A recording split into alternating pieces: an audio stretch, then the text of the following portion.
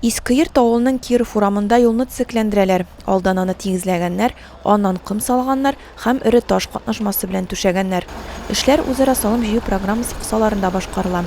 Димәк, бу эштә халык үзе катнаша. Һәр кешедән 500 сум акча җыйганнар. Республикадан кайткан акчалар белән бу сумма 240 мең сум тәшкил итә. Халык җыенында безнең 500 сум акча җыярга дигән карар кабул ителгән иде. Шул карар буенча без 2 авылга, Искерт белән Чыта авылына 223 мең акча җыярга ирештек. Бу безнең 100% тәшкил итә. Халыкка рәхмәтемне дә әйтеп китәсем килә. Хәзер халык оң рәвештә бу эшкә катнаша. Чыта авылында җирле халык шулай ук үзара салым акчаларын юл төзекләндерүгә юнәлдерергә уйлаганнар. Быел Болын урамына вактар җәю планда. 173 мең сум акча җыелган. Республика аны 4 тапкыр арттырып кайтарган. Программа эшли башлаганнан бирле чытылылар күп кенә проблемаларны хәл иткәннәр инде.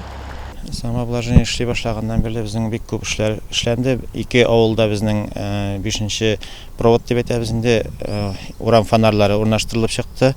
Аннан соң су белән тәэмин ителү башнялар инде безнең ремонтланды.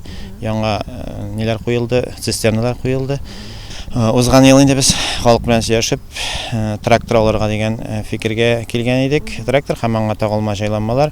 Район җитәкчелеге безгә грант белән дә ярдәм итте. Без бүгенге көндә мин техника белән полностью тәэмин ителгәнмен, тулысынча тәэмин ителгән.